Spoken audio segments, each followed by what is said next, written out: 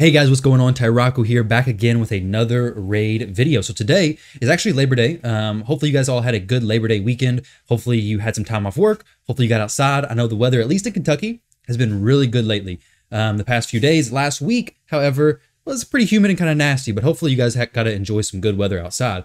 But today, I want to talk about Hot Sauce Dude, Hotatsu, right? So this guy right here is actually a champion who, when you first look at his skill kit, you think it's one way.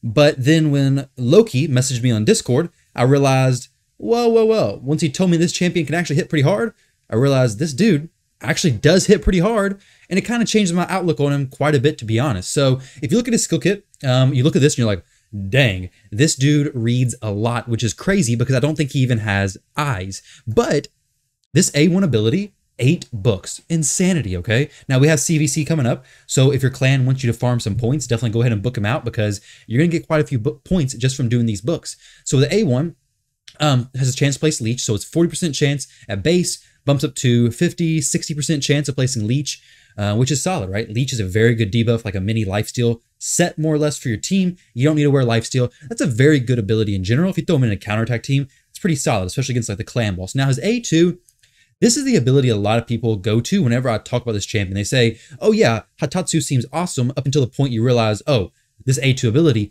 doesn't have a 100% chance when booked to land decrease attack. I thought it was 75% chance, but it looks like it's actually 80% chance. So 50, 60, 70, 80% chance. Unless I'm missing something, I'm pretty sure it's an 80% chance to land decrease attack. And if you run the mastery of Sniper, I'm pretty sure that can boost it up to an 85% chance to land that, which is not terrible, right? Now, granted, this isn't on a 3-turn cooldown, so if you're using him in the clan boss and you don't have a champion like Vizier or somebody to extend that decrease attack, it's not going to feel very good because if he misses it one turn, then you got to wait till it comes back around. So if you're using him on clan boss, you definitely want to bring a champion, or you should want to bring a champion instead that has decrease attack on their A1 ability, just so it can stay up more frequently. Now, his A3 ability, this requires 1 book. Honestly, I wish all of his skills required 1 book, but that'd be the dream, right? Getting a champion who only required 3 books. What kind of world are we living in? Dreamland, actually. Places a 60% increased defense buff on all allies for 2 turns and a 15% continuous heal buff on all allies for 1 turn. Now, this is pretty cool because in a way, this kind of works solidly with this A2 because if this A2 misses the decrease attack, then at least you have the decreased defense on everybody, 3-turn cooldown, or 3-turn cooldown to reapply it, which is not that bad at all, and the continuous heal. So if you miss the decreased attack, your allies still have that extra layer of protection with the increased defense and the continuous heal on them. So overall, his kit's very, very good. So his passive ability as well removes 1 random debuff from this champion at the start of each turn, will remove stun, sleep, freeze, fear, true fear, and provoke debuffs before other debuffs. Okay, so this makes him actually a very, very unique champion. And he has an aura, increase ally defense in all battles by 25%. This is a very solid aura, right? So you can use him in the clan boss, the arena, campaign, dungeons, Doom Tower. It's all battles, okay? So this is perfect. Now, when you're looking at stuff, initially I thought he was going to be a debuffer, but when you look into his multipliers and see that his A2 ability, I believe, has a 4 multiplier. He's a defense-based champion. There's not a ton of defense-based nuke champions. So his A2, 4 multiplier, I believe is what it said. And I think his A1 was a 3.2. I'm going to jump in there, you guys, and show you guys some testing on like how hard he can actually hit. Crap. Well, we're actually doing a video, but thank you for the follow. I appreciate that, Edge GDM. All right, so we have this setup. Now, this mastery setup is more or less a pretty typical one for like a nuke champion for the arena. Now, if I wanted to use him to actually land those debuffs, I would gear him more with accuracy. I would run down the support tree. I'd probably even go Master Hexer. So it'd probably be something like these 2, this, Evil Eye or Lore of Steel, and then Master Hexer, and possibly even Sniper as well. So it'd be a little different mastery setup. The one I currently have, I've thrown a little bit of accuracy onto him, 142. It's definitely not enough to consistently land everything, right? If I wanted him to land consistently, I would either swap the banner into an accuracy banner, or I would go to his necklace and try to get some more accuracy rolls, depending on how good your gear is. Maybe you can just pick up those extra accuracy rolls, get him over that 200 mark, start using him in some dungeons. But the way I have him right now, I'm going to show you guys how hard he can actually hit when we move into some dungeons. I'm getting follows and getting call. Oh my goodness, dang, popping off over here. All right, so dungeons. Let's go jump into Dragon Stage 24 because it's Spirit Affinity. I'm not going to test a magic champion on Force Affinity. That doesn't make very much sense. I want this guy to be good, not to die and do basically nothing. So I'm going to do the typical damage test more or less. We're going to throw Bad L in here. Since he is a defense-based champion, now he does give himself increased defense. So if you use this champion like as a mid-game player maybe, and you're going through the waves fairly slowly, I guess, then him placing his increased defense on himself is perfectly fine.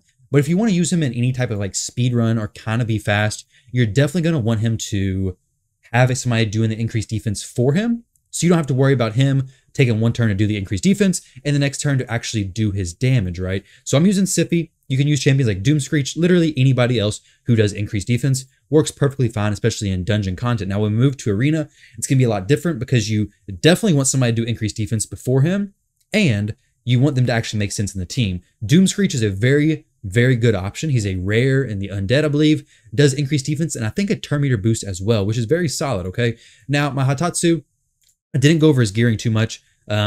Defense, I'm stacking that. Speed, I want it to be at least decent. 100% crit rate, you got to have 100%, right? 257% crit damage, and he's in Savage gear. So he's going to hit harder, but I'm going to compare him to my Herndig after this and show you guys kind of an idea of like where these two compare. Now, don't expect for him to hit as hard as Herndig, but that's just going to be the example I give, all right? So we got decreased defense and weakened. We have Bad L's increased damage from the poisons. We have Siffy's increased defense, and we have Hotatsu. So let's jump in here, hopefully see some decent sized numbers, and then we'll compare it to Herndig's hits right after that. So obviously increased defense on everybody. And then we're not going to actually clear the whole dragon. I don't really care about getting to the dragon and doing it. He does very well about surviving. I mean, he's a defense-based champion, right? Defense-based champions innately have the ability to take more hits and survive longer. So if you're progressing through the game, if you pull this guy, maybe during the last 2x Sacred event, maybe during 2x Ancients, and you're wondering if you should build him or not, honestly, let's see how much damage he does. I'm starting to be a bigger and bigger fan of him the more and more I test him. Okay, so we have 96,000 damage over there. I had a terrible camera angle just now, but let's go ahead and back out and see what kind of damage it looks like. So 505,000 damage, okay? So if we kill somebody, the damage is going to look a little bit weird because it won't count at all.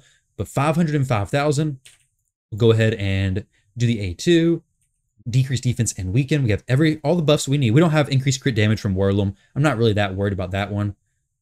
So let's do this again. A2 ability. Let's see how much he hits for. So 89, 130, 115. Those are some pretty solid hits. Not granted, like I said, he is in Savage gear. He is decked out. This is on the higher end of things. So keep in mind, if you don't see hits for this hard in your account, typically, your gear, you're not going to see hits like that now. If you typically see harder hits than this, like if your gearing's better than mine, then you'll probably see harder hits, right? So it's going to scale based on your account. But that's just showing you that he does have utility outside of just applying that decreased attack, which is kind of inconsistent, right? Even if it's booked up to in mastery up to 85% chance to land it, it's still got that chance to miss. Now the leech also is very good, but it's also not 100% chance. So 510,000 damage there. We have the 25% increased defense in all battles. So I'm going to go ahead and take him out, and then we're going to go throw Arbiter. So he's doing about 505, 510. Between those two numbers, I'm going to go ahead and drop in Herndig right here. Let's go ahead and find an ally attack in all battles. So it's 20 or 30%. Honestly, Herndig's attack is quite a bit higher than Hotatsu's defense. So we'll not even use an aura because it's going to be a little bit tricky if I do that. I'll test Hotatsu again in a second without an aura, just so you guys can get a good idea. Keep it as fair as possible. We're going to use Arbiter for the increased attacks. We have increased attack, decreased defense and weaken, and then the poisons from Bad L. So this would be a decent example of how much damage Herndig does compared to Hotatsu. Now, the only reason I'm comparing Herndig is because Herndig's a hard-hitting champion. I have him geared in Savage already, and I like him. So really, there's really no reason past that. It's no deep analytical process that I took to get to here, okay? So we're using his A2, which also does decrease defense and decrease attack. Let's see what kind of damage he does over here. So A2 on everybody, it's going to hit harder, right? 150,000, 100,000, 99,000. So let's see how much more damage overall he did. 529,000, okay? So across all those enemies, this first time at least, and I'll throw Yannicka in here as well to see what he does like with an aura. But across all those enemies, he only did, what, 20,000 damage more? That's not a huge difference. And Hotatsu brings that extra utility with the decreased attack, with the leech, and with the increased defense and continuous heals on all your allies. So honestly, I'm actually becoming a fan of Hotatsu specifically for early and mid-game accounts now. But honestly, during CVC, if I didn't already have mine built, I would definitely build one because Shadowkin Faction, I would think is coming soon, but honestly, we have no clue when it's coming. He just did 533,000, so definitely more damage, but Hotatsu's not somebody to mark off, right? He does hit pretty legit. Now, like I was saying, the Shadowkin Faction Wars, it's going to come eventually. I don't know when it's going to come. I guess nobody really does, to be honest. But when it is here, I think this guy is going to be a huge player when it comes to actually helping you progress in the Shadowkin Faction War. Now, I'm not saying that based on any knowledge whatsoever because I literally have never done Shadowkin Faction War, right? But the champion has such a good kit. It just seems like there's no way that he's not going to be a crucial player in the Shadowkin Faction Wars team if you have him already, right? So we have the setup right here. Kymar for sleep, Siphi for increased defense, and Madam for strip. Now, I typically use Solus for this role, but Hotatsu's going to replace it. All right, no, not really. Hotatsu's not going to replace my Solus, but he can, I think, work. Well, let me show you guys. Let me stop spoiling everything, and let me show you all what's about to happen, okay? So A2 ability, we do have some weak affinity, or we're weak affinity against Relic Keeper. A2 hits 4, 69, 93, daggone. We beat Miscreated Monster up. Now, I want to show you guys what his A1 does as well. We may not get it back around to it. I don't know for sure. Let's see. So his A1 ability, let's see what it hits for. Hopefully it doesn't weak hit. 14,000 damage. It did weak hit. Let's go ahead and see this team right here. This is a pretty solid, hopefully, example. We've got some Warlords, some Torment, Blind Seer. It looks kind of obnoxious, to be honest. Like a defense that I don't love hitting. I hate Warlords so much because they're so, like, if they take a turn, you're screwed if they have their AI set up right. So we're going to hit her. Well, that was a bad hit right there. So let's use A2. I don't know if we'll kill everybody. A2, 87,000 damage. I mean, that's pretty good. 87,000 damage on an AoE. Granted, compared to Solus, it's not amazing, right? Solus hits a lot harder. But as a defense-based champion, maybe you throw him in a team with your Seeker, on like a Go Second team. The increased defense from Seeker that he does when he's hit with a crit or when an ally is hit with a crit, that could work out very well. There's definitely teams I think that this guy, Hot Sauce Dude, can fit into. Yeah, I think he can actually work pretty solid in the arena. Now, unfortunately, they're all got block damage. Let's see what his A1 hits. No decreased defense on Blind Seer. Let's see what his A1 hits for. 18,000 damage. That wasn't very impressive, to be honest, but she did have no decreased defense on her, right? So she had full defense. While we do have Helm Smasher and Savage, it only ignores so much, right? But as a pretty good, like, Gold 4 farming guy, if you're like a newer early game, mid game player, don't have a good defense based nuker, and maybe you have Siphi, but you don't have a good defense based nuker, it's a pretty solid option, I believe. Now, Visix also another solid defense based nuker, right? Drexstar, you can maybe get away with him as well. I do like that this guy does have pretty good, I guess, momentum. I don't know exactly how to say it, pressure continuously, because this A2 ability is on a pretty low cooldown. So being able to cycle around to that is actually very, very nice. 15,000 on that one. Let's do another match or two. But being able to cycle around to his A2, his AoE ability pretty frequently is very, very helpful. I know Solus has a big issue with him. So he has his AoE, he has an A2 that's random hits, and then it takes a little while to get back around. You almost have to use Kymar when you're using Solus. Now, this guy obviously gets, Hotatsu gets big benefits from Kymar as well. We're going to use his A1 against Arbiter. Well, let's use it against Sildredrix. If we one-shot Syl, that's a huge sign. So 65,000 damage on a champion who actually had decreased defense and weaken on them. It's a pretty good hit from an A1, I would say so.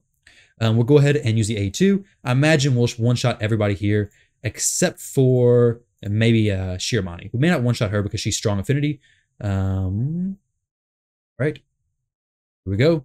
Here's the time to shine. Get ready for it. Get ready for it. Ready for it. Get ready for it. Here we go. Decreased defense, nothing. See? 82,000 on Arbiter, 60,000 on Stagnite. Hey, that's not too bad. It's not too bad at all. I've definitely seen champions who passes nukers and don't do as good of damage. So definitely a champion who, if you're looking for some people to build up for Shadowkin Faction War during CVC, or you just wanted some Shadowkin champions to build up and get ready, and you pull this guy, I think he's definitely worth investing in, to be honest. If you're early in mid-game, I think he has even more value. But I think since Shadowkin's not open yet, and there's not a ton of Shadowkin out there, that this guy is going to be a very good champion for majority of accounts once Shadowkin Faction Wars opens especially, okay? So if you want to get ahead of the curve, go ahead and invest in him. I'm glad I did. I think he's going to do very good. Now, granted, like I said, if it comes out and they have all champions that are Force Affinity and completely counter Hotatsu, don't come after me. But I do believe, actually, I'm pretty confident that he's going to do really good. So I think he's a safe investment. Personally, as far as books go, if you're using him as a nuker, I don't think he's actually 100% needed as far as the books go, but this decreased attack for Faction Wars is going to be really nice. This ability fully booked up is going to be helpful, especially on the bosses in the Faction Wars. And this ability as well is going to be very helpful for keeping you alive during those waves. And you can't really beat this. Stripping all the debuffs and removing one random debuff, just period. So, well, removes these as a priority, and then he'll remove other debuffs if he doesn't have Stun, Sleep, Fear, True Fear, or Provoke, right? So thank you guys very much for watching this video. I hope you enjoyed it. Hopefully you took something from it. Hopefully you've seen something that maybe you didn't think about or didn't see before. Thank you again to Loki for sending me this video idea. If you guys have any other ideas of champions who you think maybe have been overlooked, champions who you would like to showcase or share, definitely send me a message on Discord. I'll leave that link down below if you guys want to shoot me a message. I'd love to build some champions like that and definitely showcase them. But thank you all very much for watching. I hope you guys enjoy the rest of your day, and I'll catch you in the next video.